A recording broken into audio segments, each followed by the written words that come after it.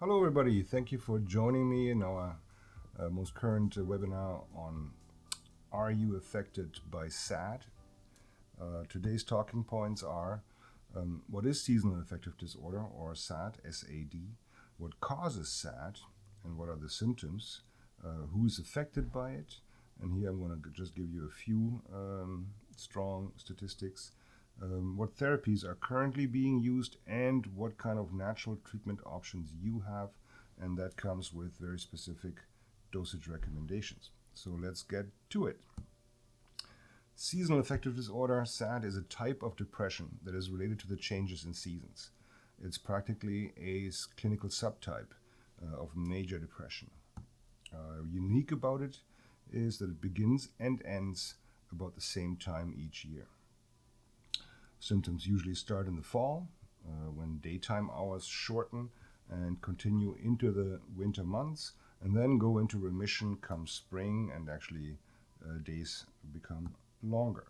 But what causes SAD, seasonal affective disorder?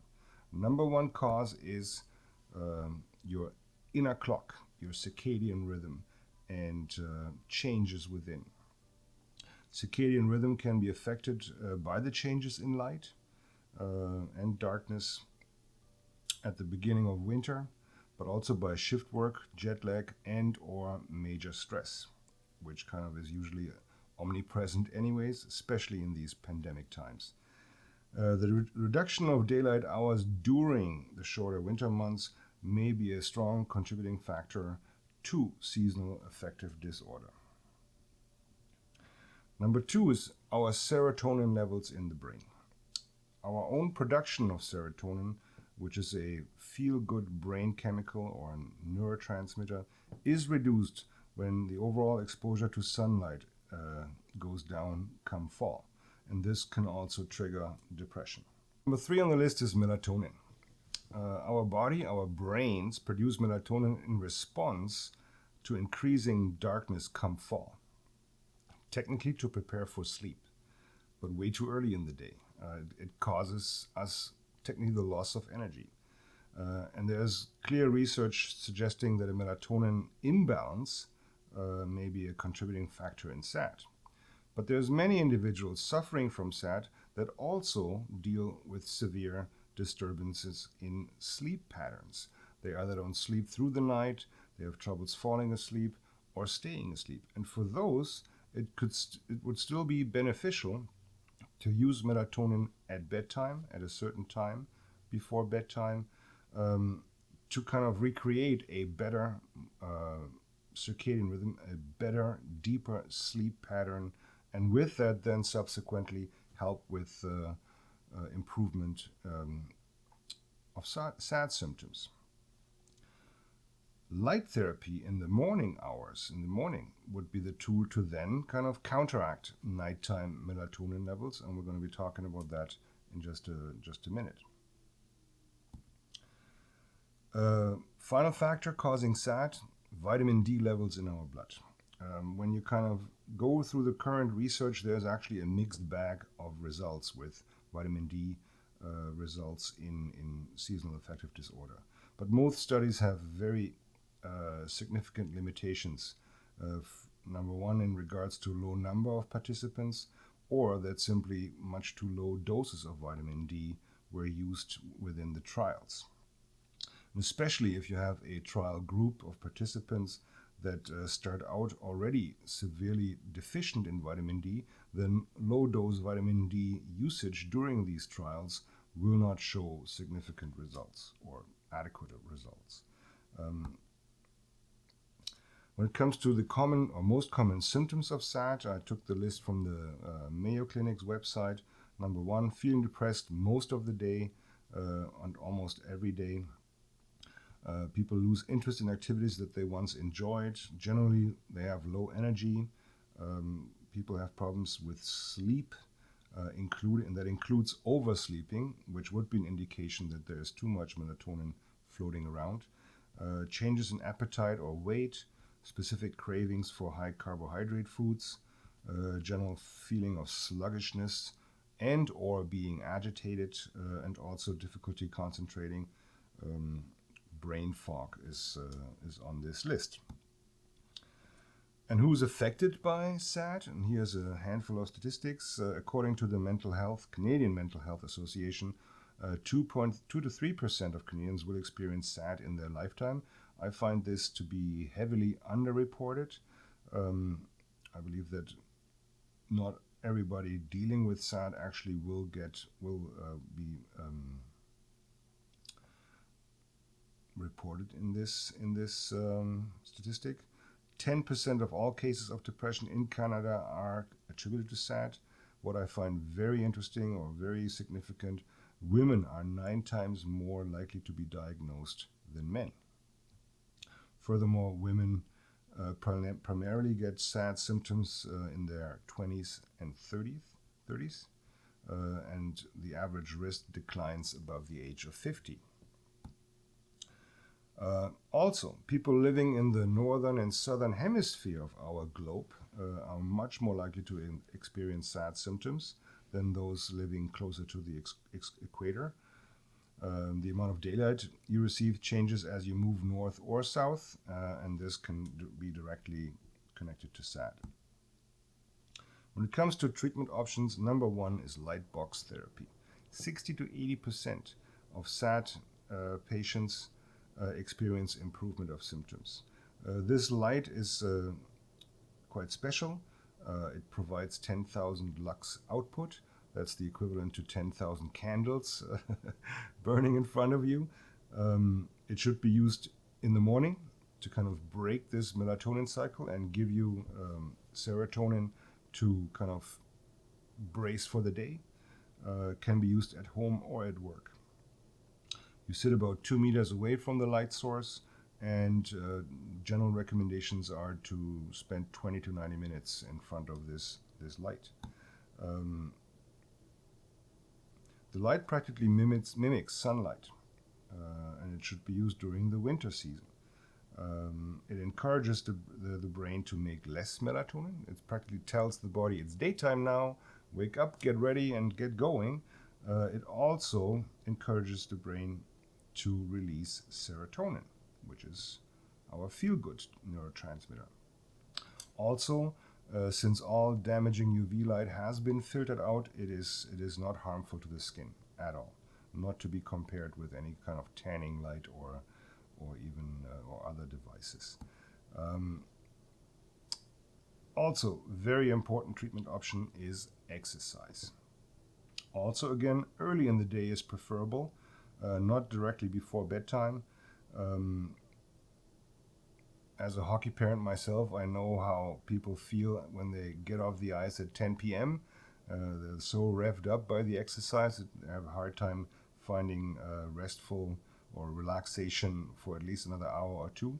So definitely exercise is preferred earlier in the day, morning, noon, maybe early afternoon at the latest.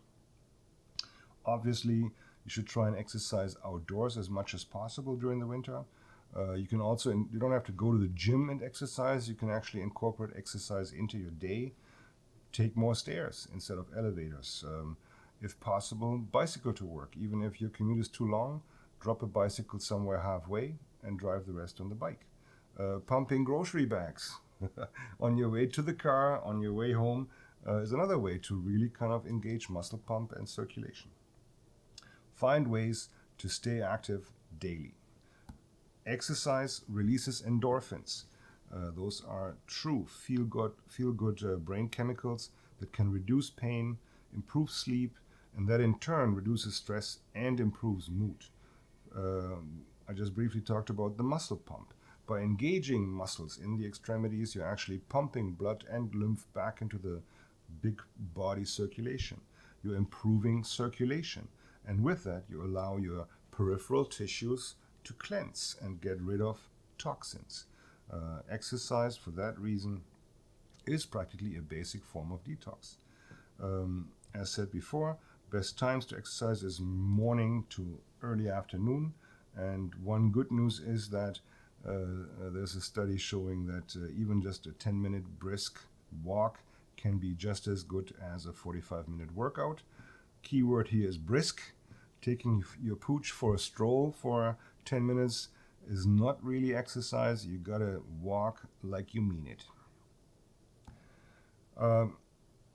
Next on the list of treatment option is diet. What was found to be very helpful is to avoid high carbohydrate foods and sweets because they send you through so-called sugar swings. You get an initial boost of energy, but then drop down below your previous state, and kind of you're feeling more sluggish and low energy within just a few minutes. Eating more lean protein, lots more green leafy vegetables, and use good fats like coconut or ghee. Avocado actually provides you with more longer lasting energy without fluctuation, without sugar and mood swings. In summary, so you can tell by now that there's many factors that play into the development of SAD. We talked about circadian rhythm, serotonin levels in your brain, which we want to boost, melatonin levels in your brain, which we want to regulate, vitamin D levels, which we also need to regulate and optimize. And then there's light therapy, which I find truly to be a strong option and thing to try out. Exercise, absolutely no-brainer, and diet. One other factor needs to be mentioned here, and that is stress. Stress practically affects most of these main factors in the development of SAD. Stress has a clear impact on your circadian rhythm and can influence that and disbalance you. Stress suppresses serotonin, it suppresses melatonin release. It also makes vitamin D blood levels drop. We're going to be talking about that in a second. So stress is really a factor we need to kind of get a grip on. Easier said than done. From my point of view, recognizing your stressors is the first step to improvement. Really, we tend to kind of hunker down, head down, and kind of plow through stress and just kind of try and get away from it. But I think it's much more important to bring your head up and actually realize what stresses you the most, and then consciously try to change either the way it affects you by changing your attitude or changing your life around so that you kind of avoid this stressor altogether. If a job is stressing you out and makes you sick, is it worth keeping? I don't know. If a person stresses you out and affects you, is that person worth keeping? I don't know. Needs to be analyzed, and at least recognizing what are the main stressors and then potentially changing your attitude towards them. That's a thing that you can do, or you can try quite efficiently fairly quickly. So now moving on to natural treatments. First on the list, vitamin D. There's lots of studies that show that SAD, symptoms of SAD, may be due to changing vitamin D levels throughout the year. Vitamin D also has a direct impact on serotonin levels in your brain. So there might be this kind of subsequent chain of command. We talked briefly about vitamin D levels plummeting during acute times of stress. And that was a study published in 2012. And you can find that on PubMed fairly easily. Vitamin D, if any one of you has already taken a somewhat higher dose of vitamin D for one day, you might actually have experienced the effects that it can have on our mood. It's quite amazing. But what dose should be suggested? Health Canada recommends 1,000 units, still recommends 1,000 units of vitamin D per day. But once you know that your body, if you expose your full body to 12 hours of equatorial sunlight, your body can produce 10 to 25,000 units per day. So somewhere there is something doesn't add up. I, as a health professional, cannot tell you all should take 10,000 units per day, because that could be wrong, because vitamin D is a fat-soluble vitamin and it can accumulate in our bodies. So what really needs to happen here is we need to measure our own vitamin D levels while using a specific dose of vitamin D consistently for 2-3 weeks to see what can you achieve with a certain vitamin D dose. The Canadian reference range calls for vitamin D blood levels between 75 and 150 millimoles per liter. Normally, when we talk about reference ranges, we want to be bang on in the middle, which would be somewhere around 110. As Canadians, many of us are way below reference range, and the only way to really be in the know is to take a consistent dose of vitamin D of your choice, and then after 2-3 weeks of consistent dosing, take a blood sample, measure where you are. Then you have evidence to actually go up, maybe even down, from that dose that you just used for 2-3 weeks. From my point of view, this should become part of mainstream medicine. Doctors should pay a lot more attention to vitamin D levels and test more frequently, in all to help with mental health, immune health, and also bone and cardiovascular health. On YouTube, you can find, just by punching in Pure Lab Vitamins, you can find a fairly simple explanation how you can optimize your vitamin D levels with blood work. And this you can review yourself. You can also show it to your health professional to potentially get a handful of vitamin D requisition forms to use yourself. Vitamin D testing is not covered by OHIP or any other provincial plan. Prices fluctuate depending on the labs. But by having 2 or 3 of those requisition forms on hand, you can actually fairly easily optimize your own levels of vitamin D3. Magnesium. Think of magnesium as the body's relaxer of muscle and mind. Magnesium suppresses the release of stimulating neurotransmitters, which means if you're lacking magnesium, you produce more stimulation, and with that less relaxation. Magnesium is also directly involved in the production or conversion from tryptophan, an amino acid, to 5-HTP, which is a precursor to serotonin and melatonin. So low magnesium levels would make you end up with lower levels of serotonin and melatonin. There's many studies showing direct connection between numerous mental health problems, including stress, anxiety, and depression.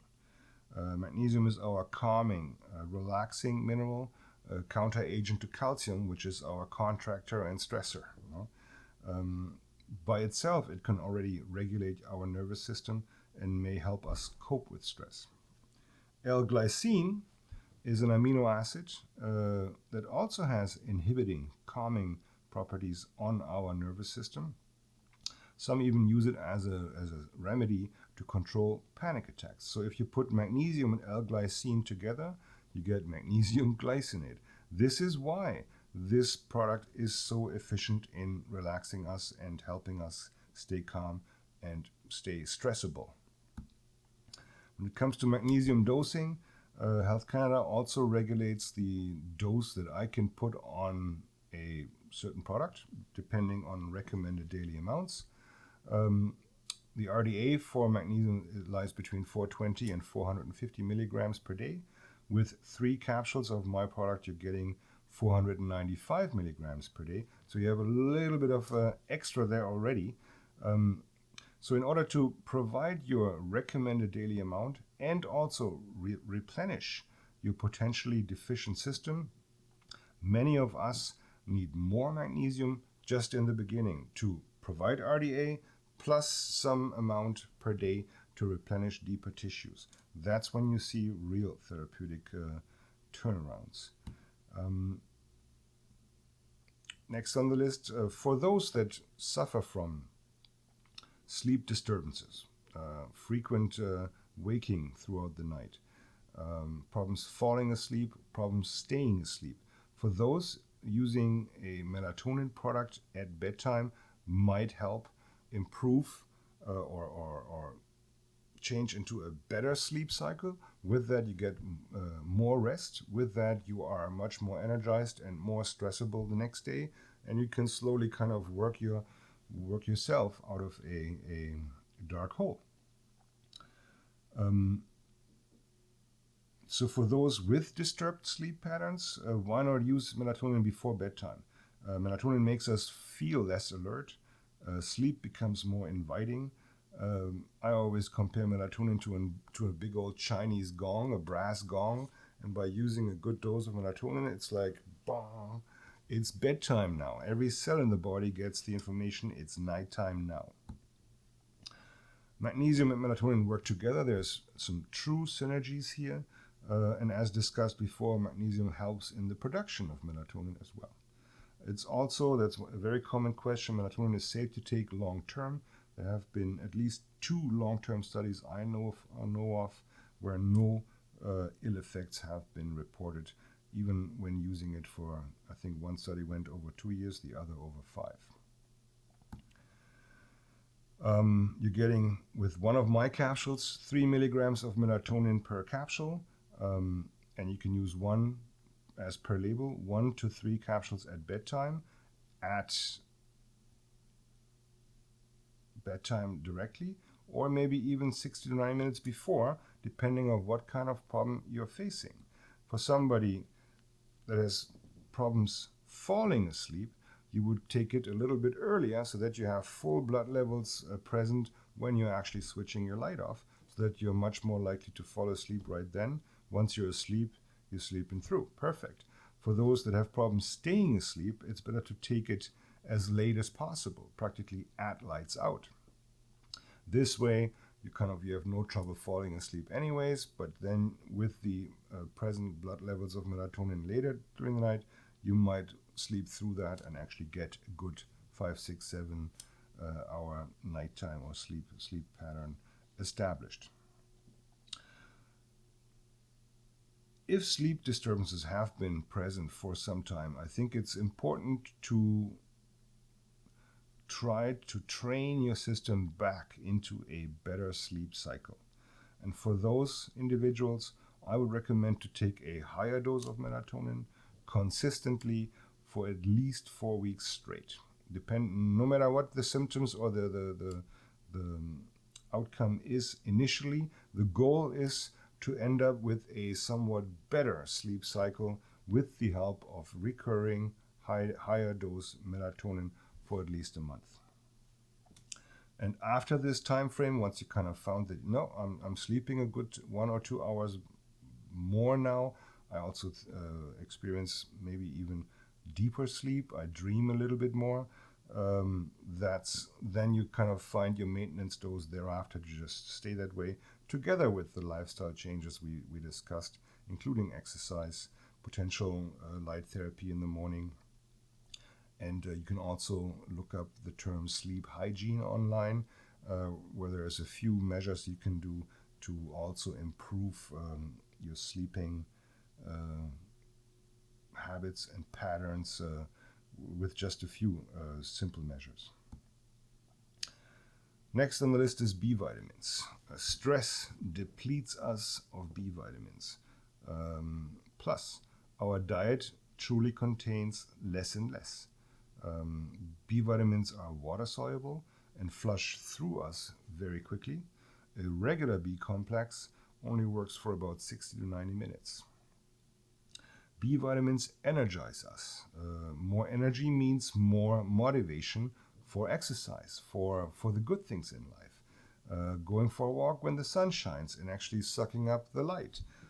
B vitamins also cleanse us.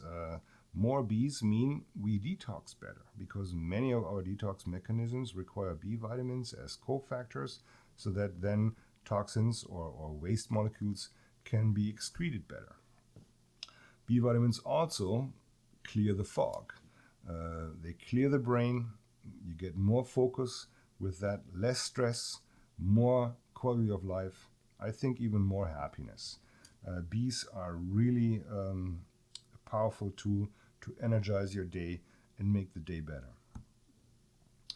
Our B complex, bioactive B complex, contains all the Bs in their active form. Plus, they are therapeutically dosed. With just 2 caps a day, you're receiving each B vitamin in a decent daily dose. Most importantly is the slow release formulation. And the proof is in the P, not the pudding. Where a normal B complex makes or discolors urine for just 60 to 90 minutes. If you take 2 capsules of my B complex, bioactive B complex, in the morning, you'll still pee yellow when you come home at night. You maintain with that blood levels for about 10 hours. Oh, interesting here as well is that many people kind of somewhat sleep well, wake up energized, and the morning is usually not a problem for them. But then come mid-afternoon, late afternoon, energy really drops away, and then there is really no energy left to bring up the motivation to go exercise, to go for a walk, go for a hike, go for a cross-country ski, whatever your exercise is. So by using the B complex 2 capsules at noon, you're actually energizing your afternoon into the evening, and you might find much more energy available to do the good things after work at home with friends and family. Finally, L-theanine. It's the calming ingredient of green tea. It's an amino acid, and the average cup of green tea contains about 8 to 10 milligrams of L-theanine, and that makes our 250 milligram capsule equivalent to 25 cups of green tea, but without all the caffeine and potential pesticides and whatnot. It's pure L-theanine. Only the L form is bioactive and promotes relaxation. There is to date no toxicity known and no contraindication with any prescription medication out there. So this can be added on to any kind of pre-existing prescription drug cocktail, and then hopefully help potentially reduce some of the prescription drugs. L-theanine reduces nervousness and restlessness. It helps increase focus, especially during times of stress. Keeps you on the point. And also, it doesn't make us drowsy at all. Even though it relaxes us, it doesn't make you sleepy. And that makes it a perfect daytime relaxing and focus enhancing supplement. The mechanism of action, or MOA, is quite simple. It inhibits the effects of stress hormones epinephrine, norepinephrine, or adrenaline, while upregulating serotonin, dopamine, and GABA, the calming, feel-good neurotransmitters in our brain. And that's practically the mirror image of what stress does to us. Stress elevates epinephrine, norepinephrine, and suppresses serotonin, dopamine, and GABA. So all 5 neurotransmitters affected by stress are being rebalanced with the use of L-theanine. That's why this works so well. Furthermore, L-theanine increases alpha brain waves. Those are EEG brain waves that are normally only present in our EEG while we are alert and relaxed. Alpha brain waves are also known to boost creativity and reduce depression. So by enhancing alphas, you're actually already on the right track. L-theanine and sleep, ? Did I not just say that it doesn't make us drowsy, so why should it be used or of benefit for sleep? But there is a group, it's actually quite a big and large group, that suffers from stress, depression, anxiety, and busy brain all through the day. They actually wake up at 3-4 o'clock in the morning as an adrenal response to subconscious stress, and their brains are ticking and revving at high speed. Excuse me. We ticker through the to-do list of tomorrow, and once we come to the bottom of it, we kind of start right back up. Busy brain syndrome. And L-theanine, taken at bedtime, can actually help downregulate our stress levels even while we're sleeping, and with that, you're actually sleeping through this early morning rising, and it works especially well when combined with magnesium glycinate at bedtime. These are our 3 musketeers for stress. We have, first of all, the regular 250 milligram capsule, which I would recommend for the regularly, averagely stressed individual. Can be taken morning, noon, and or bedtime, whenever you think you need a bit of support. If you know you're going to have a stressful meeting tomorrow afternoon, you might want to use one of these in the morning and another one at lunch, and then you kind of fully focused entering into your meeting. Works quite well. We have a 200 milligram slow release capsule, and this is meant for the more chronically stressed individual with more severe insomnia, anxiety, and depression. And this can be taken 2, 3, or even 4 times a day on a regular basis. And with the slow release formulation, you're maintaining regular, stable blood levels throughout the day. And if sleep, busy brain in the early morning hours is an issue, you might want to use 1 or 2 of these at bedtime together with magnesium glycinate to help you stay asleep, sleep through, come out fully rested, ready for the next day. And then finally, we have the L-theanine 125 milligram chewable tablet. This is a sugar and sugar substitute-free tablet. It's even stevia-free. We just sweetened this with a pinch of magnesium glycinate and monk fruit extract. It's very fast acting, especially if you chew the tablet and leave the chewed slush in your buccal pouch. It absorbs right here through the mucosa of your mouth. Takes about 3 to 5 minutes to fully kick in. So this could be used for breakthrough stress or anxiety quite effectively. Finally, I want to talk to you about a couple of assessment tools for a very simple reason. For anybody dealing with depression or even anxiety or any kind of picture in between those two, it's very hard to put a measure on how you feel. And it's also very hard to describe the severity of problems you encounter to somebody else. So the Hamilton Depression Rating Scale is a questionnaire that you can download online.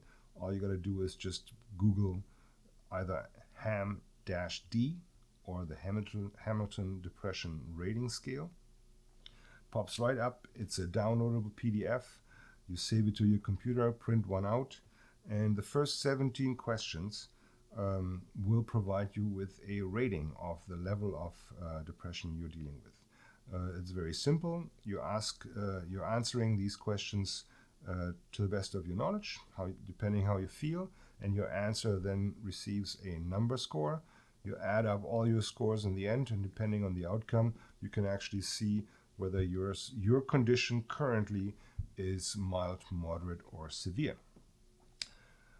Having a number score, though, gives you another very important tool from my point of view. You can actually, after initializing lifestyle changes, after you started exercising, after you started looking at your diet and made a few changes, after you potentially went out and got a light box and started incorporating that into your day, after you potentially increased or worked on your vitamin D levels and added in some Bs or created a certain supplemental regime, and you do all this for a couple of weeks, 2, 3, 4 weeks, you could actually print out another rating scale questionnaire, and without peeking on the previous one, you simply again answer these questions as you feel today and tally up your score, and oops, all of a sudden you compare your baseline test to what's going on now.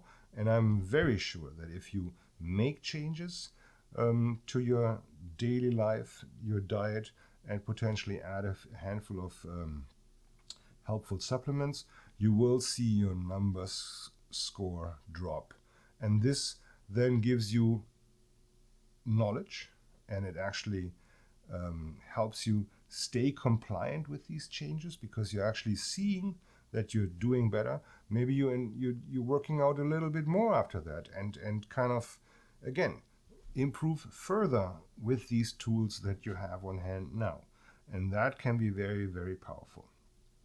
There's also, by the Mood Disorder Association of Manitoba, another questionnaire called the Seasonal Pattern Assessment Questionnaire, which is just aiming to determine whether your problems are truly seasonal or whether they are potentially more chronic, which can be helpful in various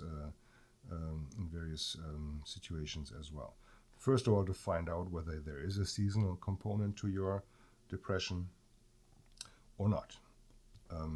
So both these tools can be used to assess your status or hopefully measure your progress. So this is it from my end. Thank you for taking the time to listen in.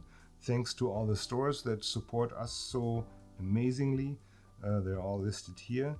If there are questions regarding this presentation, please don't hesitate. I think it's best to email with personal questions. You can always use our open email address info@purelabvitamins.com. Most questions end up on my desk anyway.